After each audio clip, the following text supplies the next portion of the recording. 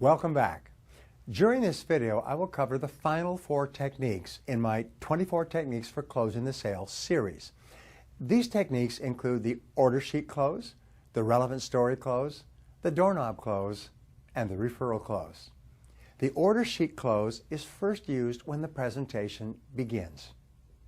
The prospect comes to see you, or you go to see him or her, and the first thing you do is you pull out an order sheet and write the date on it. From then on, whenever the prospect says anything about the product or service, you write it on the order sheet. Now, the prospect may try to stop you by saying, well, wait a minute, don't write anything down. I'm not buying anything today. I'm just looking. And you reply, I understand, but I have a terrible memory for details, so I like to write everything down. And if you don't buy anything today, we'll just throw it away, okay?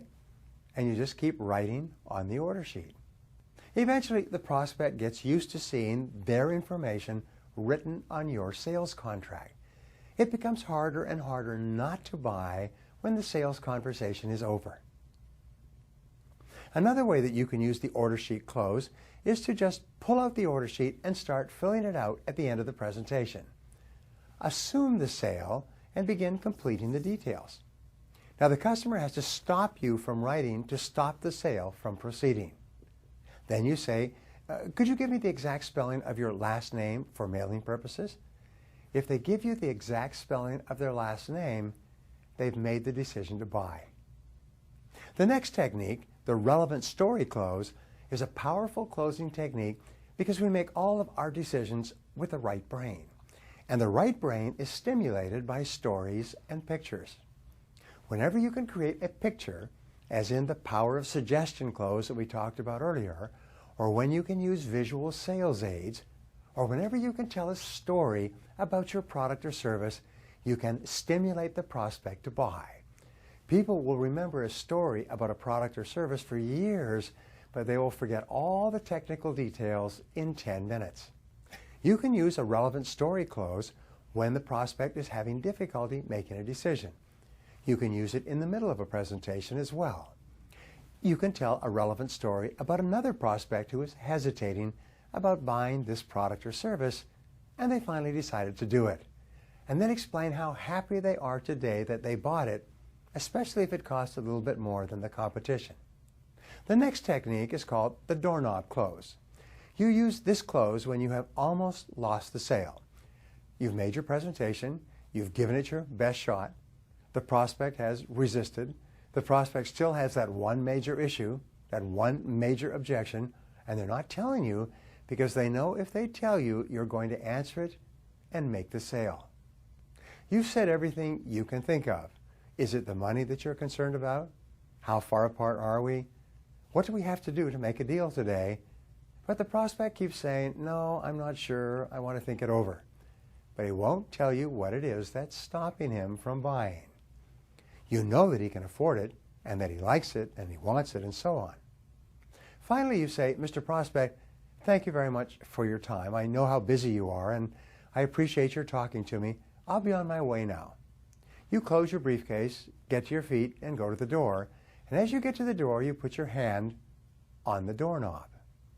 At this moment, the prospect begins immediately to think about what he is going to do as soon as you leave. His sales resistance drops.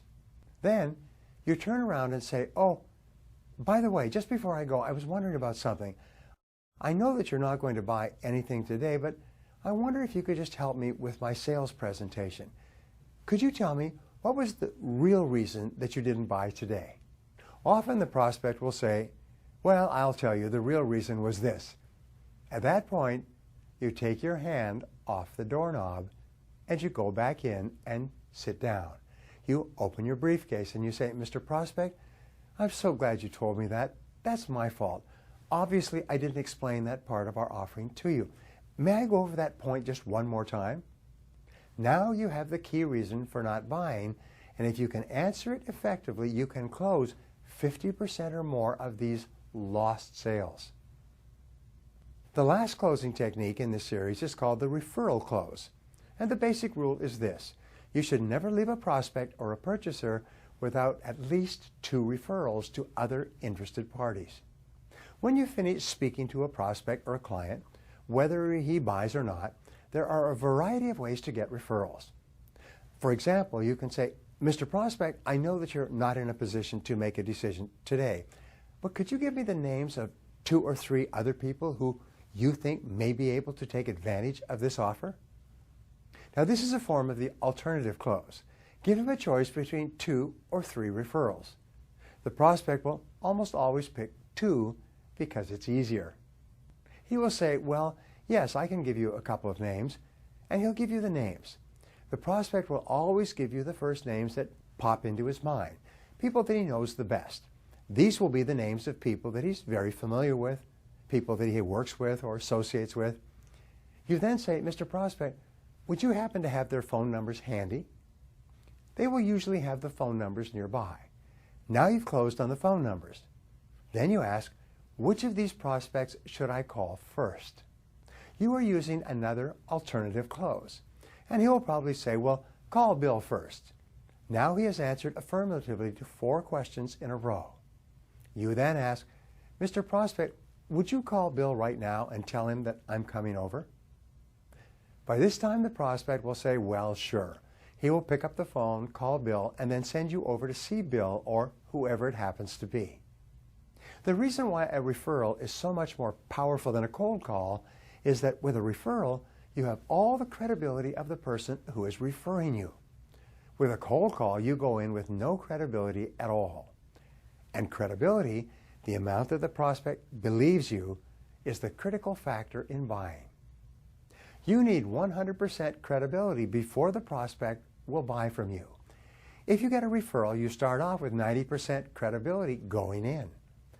If somebody that you know and respect sends somebody to see you, you'll give that person the same treatment, the same courtesy that you would give to your friend.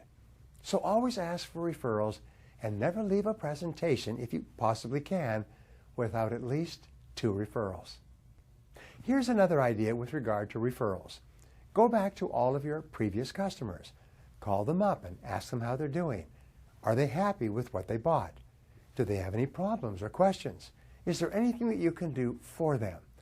And if possible, go and call on them personally. I have a friend who's an excellent salesperson. Every January, right after the holidays, he goes and calls on every single customer he's got.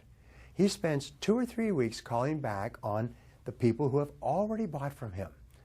After making sure that they don't have any problems, making sure that they're happy, he gets 2 or 3 referrals from each person. It takes him 6 months to work through those referrals. He makes half his sales for the year without any cold calling at all.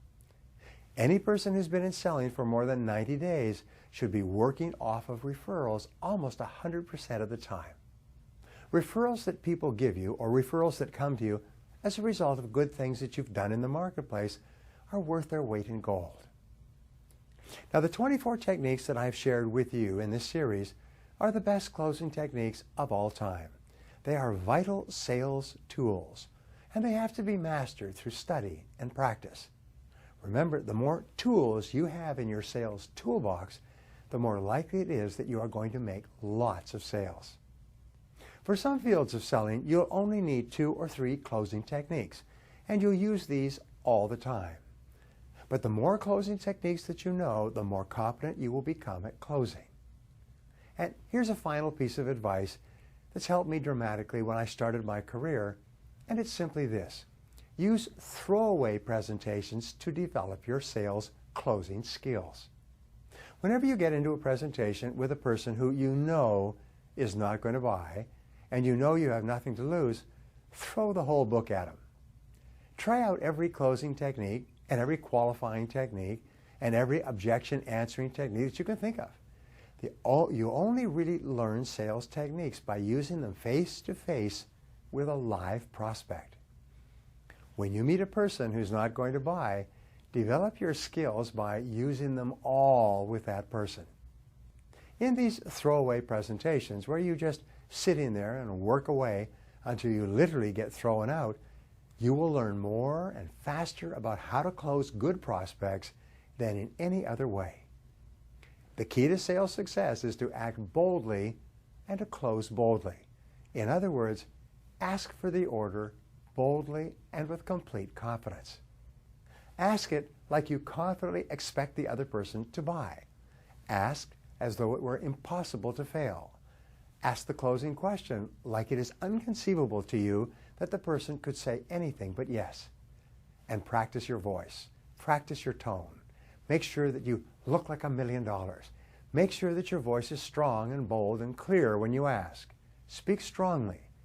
Ask as though you expect the person to say yes. To be a great sales closer, you also must be enthusiastic. You must love your product. You must believe in your product. You must have confident expectations, and you must persist. Persistence is to the character of man and woman as carbon is to steel. If you will persist, if you will keep on keeping on, no matter how many times people tell you no, you must and will eventually succeed. No matter how many doors you knock on, no matter how many times you get turned down, if you will keep persisting and persisting and persisting, you will succeed and you will become one of the great salespeople of your generation.